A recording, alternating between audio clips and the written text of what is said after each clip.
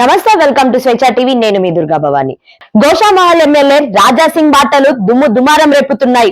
మరి ముఖ్యంగా రాజా సింగ్ చేసిన వ్యాఖ్యలు అయితే ఇప్పుడు చర్చనీయాంశంగా మారాయి. అది దేని గురించి అలా మాట్లాడాల్సి వచ్చింది అని అంటే మాత్రం, ఏదైతే డిసిప్లినరీ నోటీసులు రాజా సింగ్ కి అందుతాయని ఒక చర్చ వచ్చిందో వెంటనే దాని మీద ఫైర్ అయ్యారు రాజా సింగ్.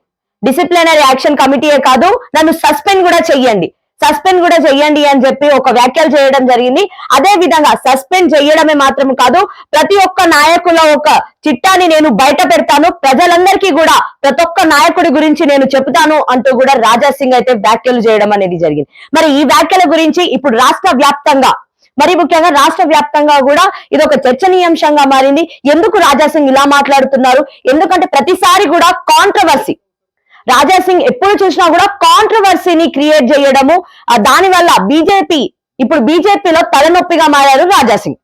మరి ఈ విషయాల గురించి అయితే రాజా సింగ్ ఇంకా ఒక క్లారిటీ అయితే ఇవ్వలేదు. ఎందుకంటే నిన్న మొన్నటి దాకా కూడా పదే ఏదైతే బీఆర్ఎస్ బీజేపీలో విలీనమైతుంది అని చెప్పారో ఆ వ్యాఖ్యల మీద కూడా రాజా సింగ్ అయితే ఫైర్ అవ్వడం జరిగింది. మరి రాజా సింగ్ దీని గురించి ఆయన కూడా రెస్పాండ్ అవ్వడము, మరి అదే విధంగా ఏం జరగబోతుంది?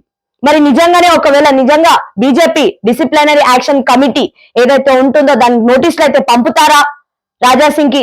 లేదు అని అంటే రాజా సింగ్ ఇప్పుడు ఏదైతే వ్యాఖ్యలు చేశారా ఆ వ్యాఖ్యల మినహా వాళ్ళు వెనకాలకి వెళ్ళిపోతారా అనే విషయం అయితే గమనించాల్సి ఉంది. ఎందుకంటే ఆల్రెడీ ఇప్పుడు బీఆర్ఎస్ కానివ్వండి, వాళ్ళ కుటుంబ కలహాలు ఏవైతే ఉన్నాయో ఆ కుటుంబ కలహాల్లోనే వాళ్ళు గొడవలలోనే సరిపోతుంది.